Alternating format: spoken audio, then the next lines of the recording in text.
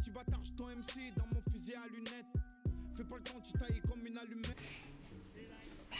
Rebonjour à toutes celles et ceux qui restent. Je viens pour ma dernière capsule, un portrait, une résistance, où chaque semaine je vous présenterai une personne, une résistante ou un résistant qui m'a marqué à travers les âges. Donc aujourd'hui, je vais vous parler de Marine Nyanjiru, qui est une résistante décoloniale au Kenya.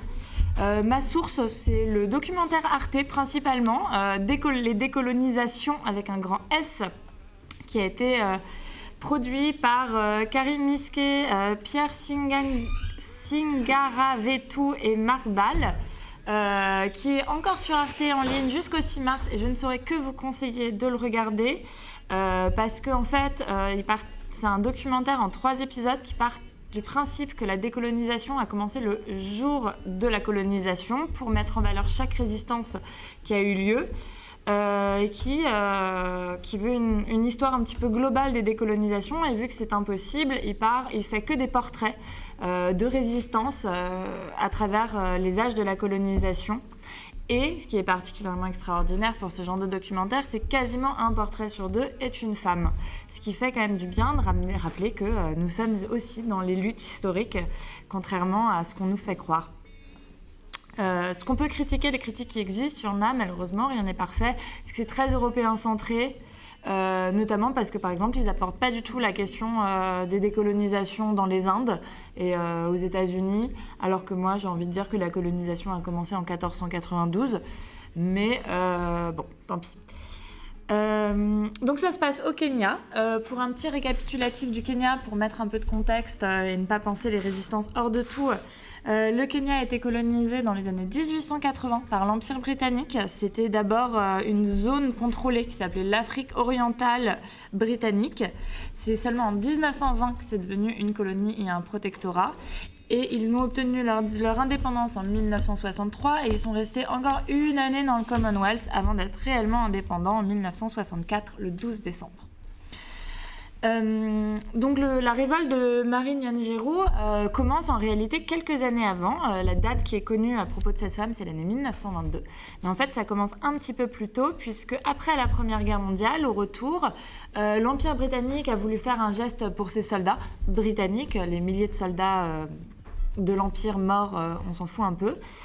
Donc pour les soldats britanniques, on leur a offert des terres qui appartenaient malheureusement aux Kikuyu, qui ont été expropriées. Pour la parenthèse, quand on nous crie au scandale pour les expropriations des bourgeois, bon, tant pis.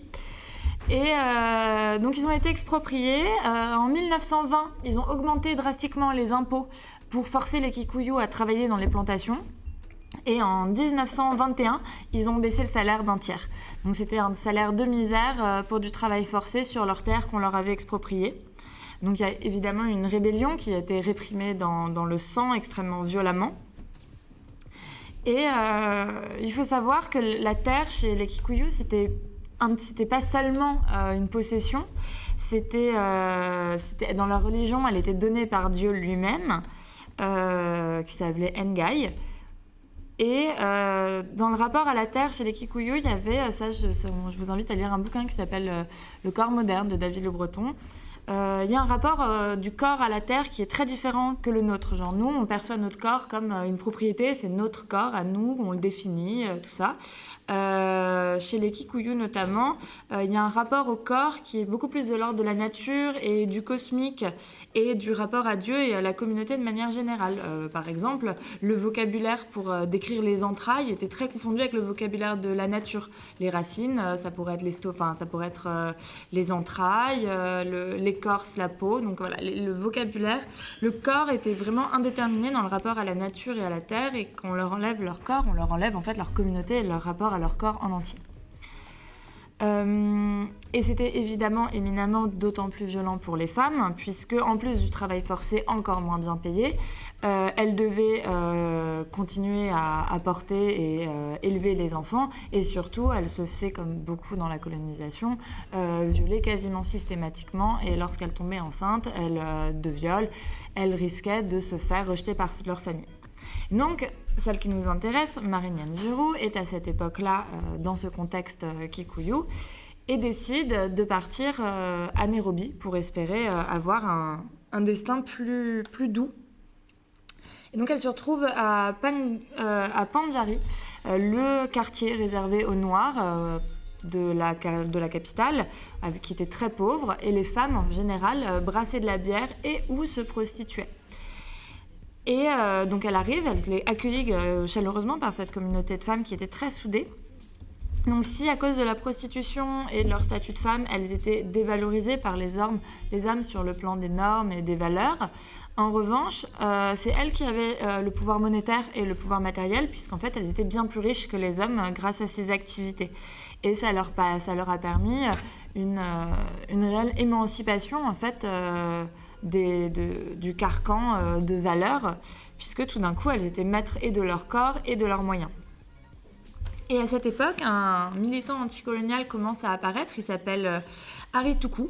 Il est anticolonialiste, chrétien, éduqué à l'école britannique, donc théoriquement plus toléré. Et il mettait comme point d'orgue de sa bataille le travail forcé des femmes et surtout les violences sexuelles des femmes. Donc il était très populaire auprès de la communauté de Marie.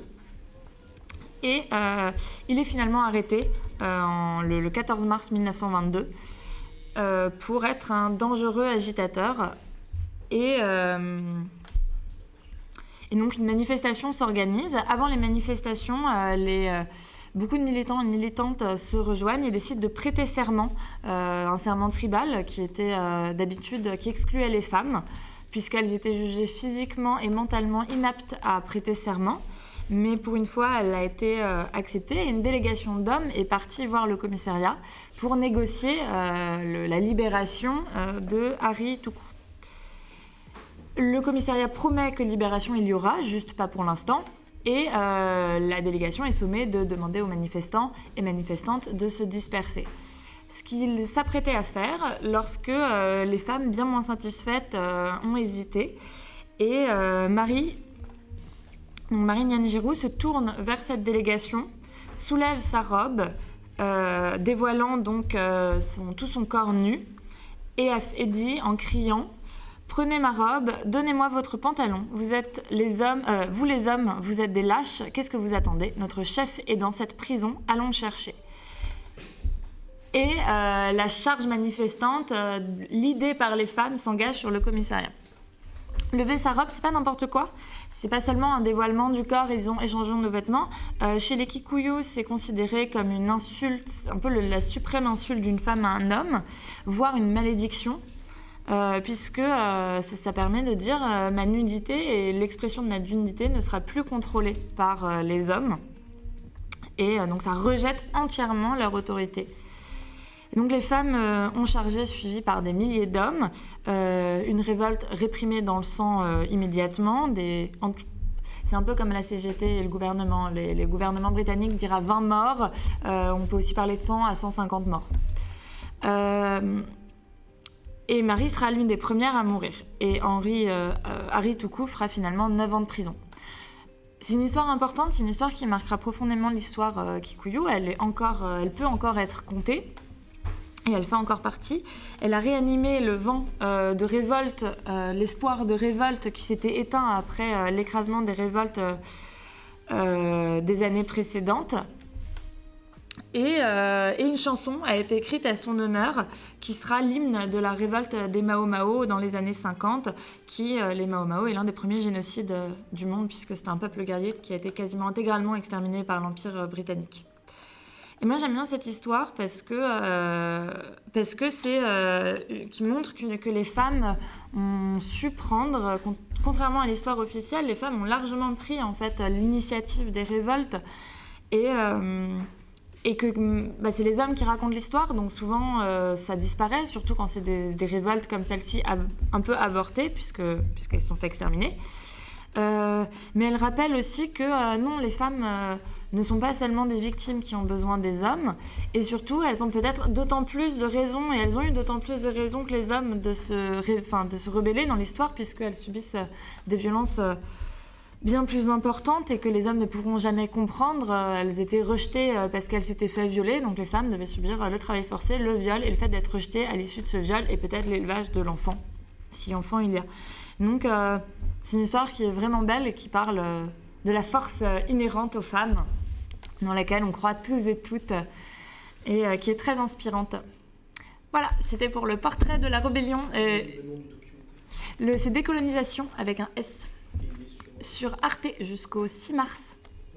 Et je vous invite grandement à le regarder. Il est trop bien. Moi, je l'ai binge-watché en une nuit. C'est long. Et voilà, c'était pour un portrait, une résistance. Et je vous dis à la semaine prochaine.